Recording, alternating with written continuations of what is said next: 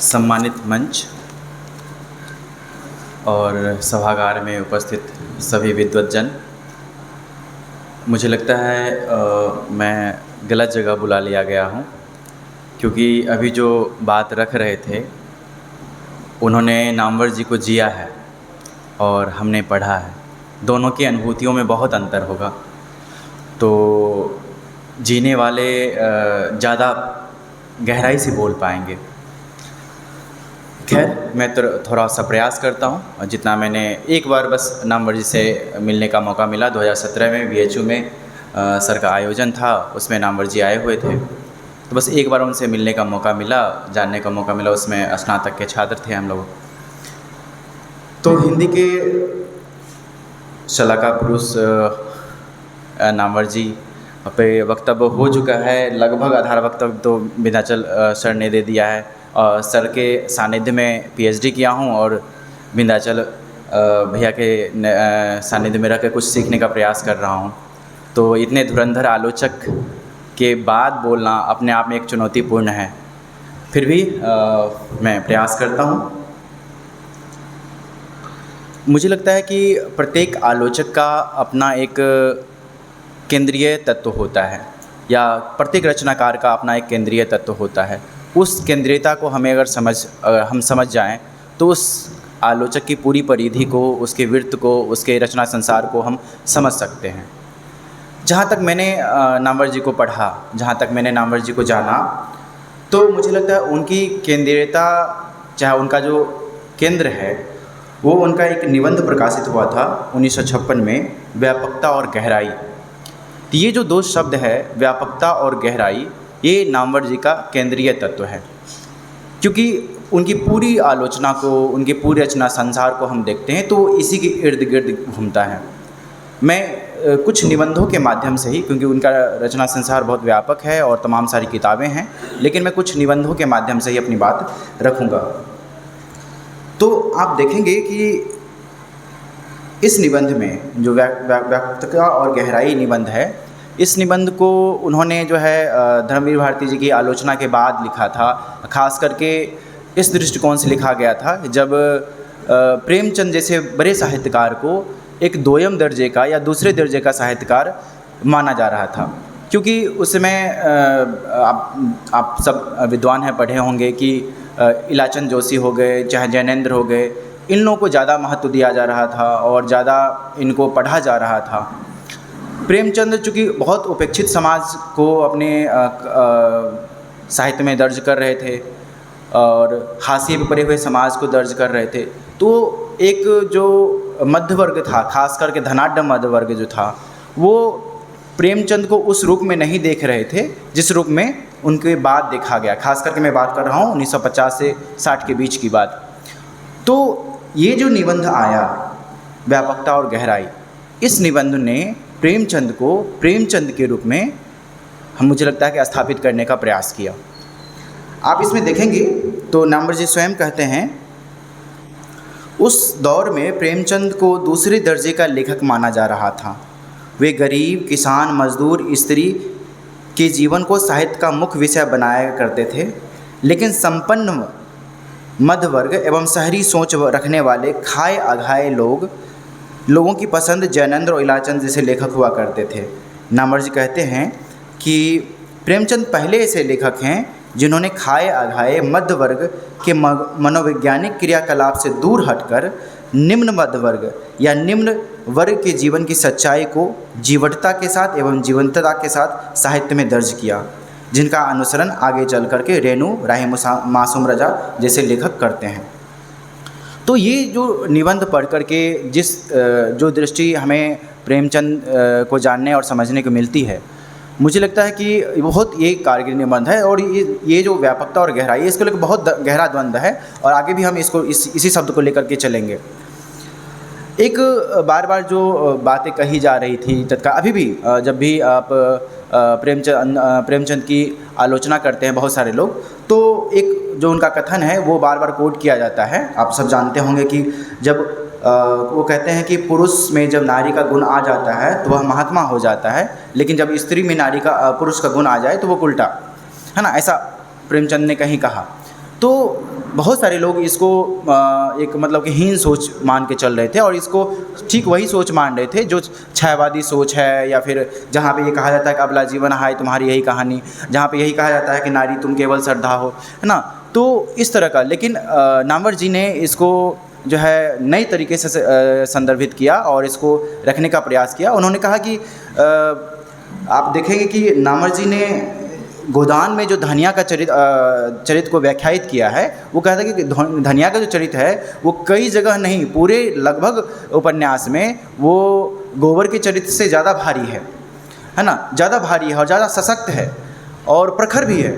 तो कोई अगर केवल इस कथन को लेकर के अगर उनको ये कह रहा है कि वो स्त्री विरोधी हैं, तो नामवर जी इसका प्रतिवाद करते हैं। वो ये नहीं मानते कि वो प्रेमचंद किसी भी तरह से स्त्री विरोधी हैं, और तमाम सारे वो उदाहरण भी लेते हैं। जैसे वो निर्मला में जो निर्मला का कैरेक्टर है उसका उदाहरण लेते हैं, गोदान में जो मालती का कैरेक्टर है उसका उदाहरण लेते हैं, और उसको उदाहरण लेते हुए अपनी पूरी आलोचना की वृत्ति को पूरा करते हैं।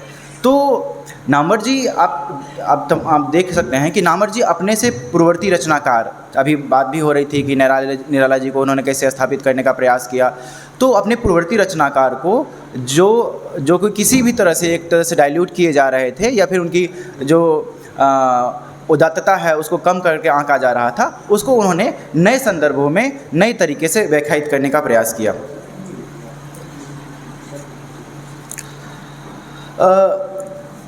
प्रेमचंद जी का एक और जो मुख्य विषय रहा है वो है आदर्शोन्मुख यथार्थवाद, है ना। आदर्शोन्मुख यथार्थवाद को लेकर के नामवर जी एक जगह लिखते हैं कि साहित्य में वो यथार्थ बंजर माना जाएगा जिसमें सपने की झलक ना हो।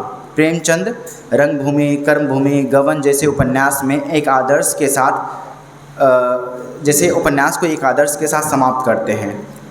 वे एक ऐसी दुनिया का निर्माण करते हैं जिसे उनके नक्शे पर चलाया जा सके, है ना। मतलब उनका कहने का यहाँ अर्थ ये है कि प्रेमचंद एक ऐसी दुनिया का निर्माण करना चाहते हैं या करते हैं जो कि प्रेमचंद की अपनी दुनिया है, जिसको उन्होंने जिया है, जिसको उन्होंने जाना है। केवल कल्पना के आधार पर किसी दुनिया का निर्माण नहीं करना चाहते। यहाँ नामवर जी जब ये बात कह रहे हैं तो सीधा सीधा वो इलाचंद जोशी और जैनानंद की तरफ इशारा करते हुए कह रहे हैं कि जहाँ पे एक कल्पना के आधार पे एक रचना संसार का निर्माण किया जा रहा था, एक मनोवैज्ञानिक जो कहानी गढ़ी जा रही थी उसके आधार पे एक रचना लिखा जा रहा था, तो उसके बरक्स ये बात कहते हैं कि इनका जो यथार्थ है वो बहुत हद तक जो है सच्चाई और बिल्कुल कटु यथार्थ है। एक चीज़ जो मुझे नामवर जी की बहुत अच्छी लगती है और जिसके बारे में अभी बात हो चुकी है कई बार, है ना, वो कहते हैं कि साहित्यिक छाया में जितना भी बिगाड़ होगा रचना में उतनी ही गहराई होगी। साहित्यिक छाया में जितना ही बिगाड़ होगा रचना में उतनी ही गहराई होगी। जिस चीज़ को अभी हमारे पहले जो वक्ता हैं संजय सर ने कहा कि हम आपके मतों से सहमत नहीं हैं, लेकिन आपके चूँकि तर्क मजबूत हैं इसलिए ये आपके साथ मैं सहमत हूँ, मतलब आपके साथ मैं खड़ा हूँ।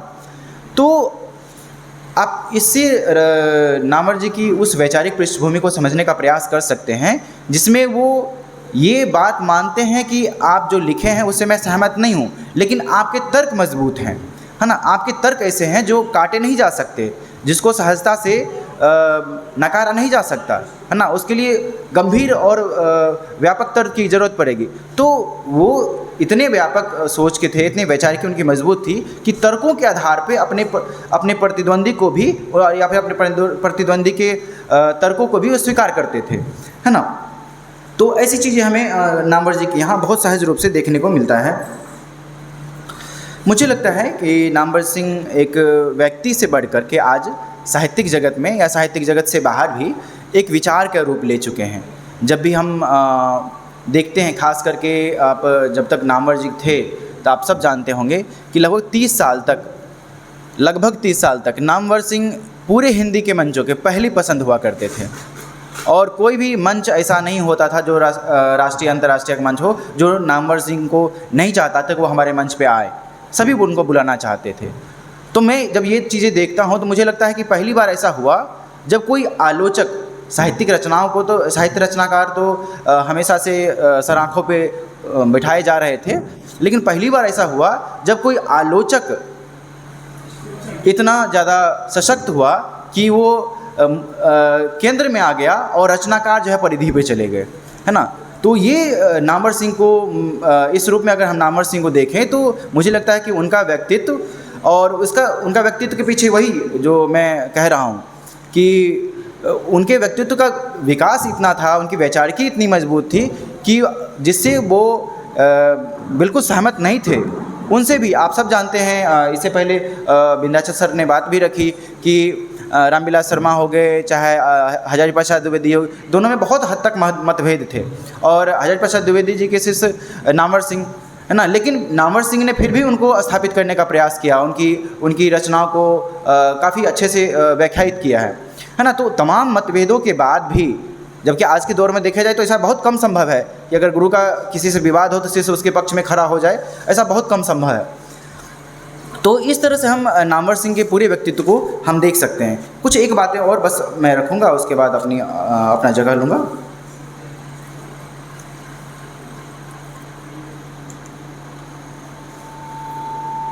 एक बात जो मैं पढ़ रहा था तो मुझे ये लगा कि सौंदर्य को लेकर के नामवर सिंह की क्या धारणा है, जो अभी बात हो चुकी है, मैं उसको एक तरह से दोहरा ही रहा हूँ कि कहते हैं कि सौंदर्य विद्रोह का ही दूसरा नाम है।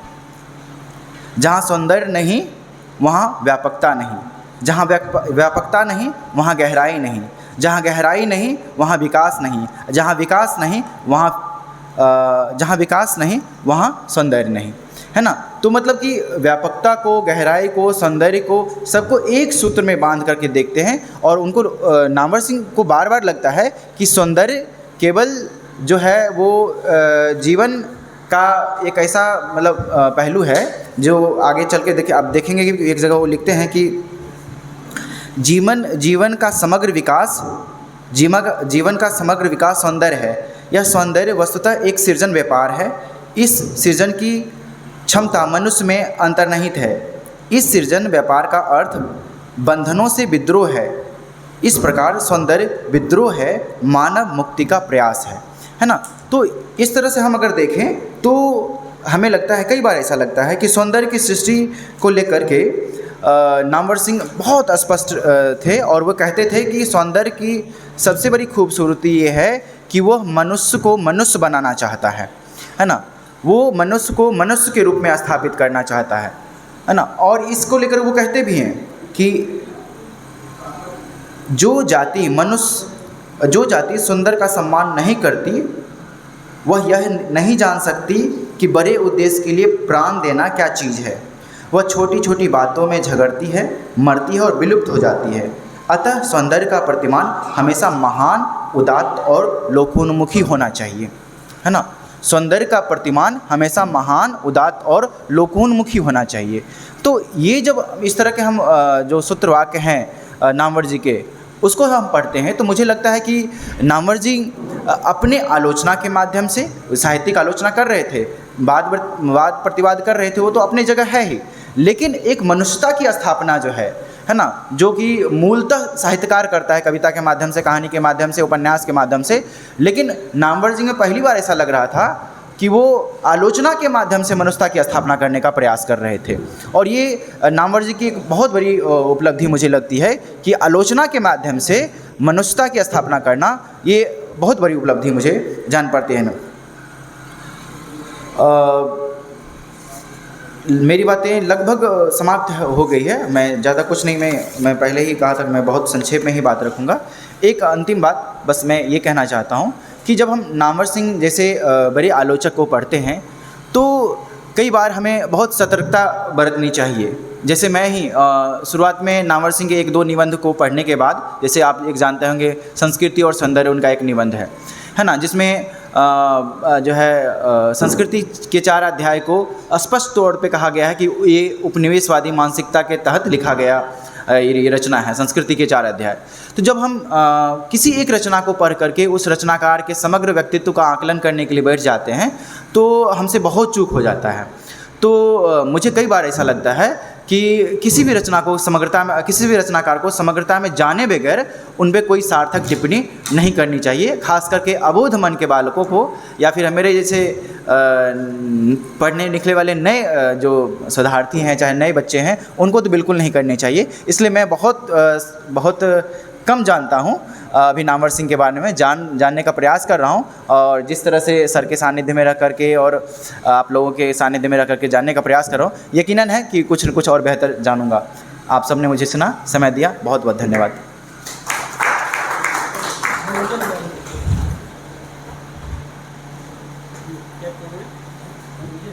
हाँ, मैं उसके बाद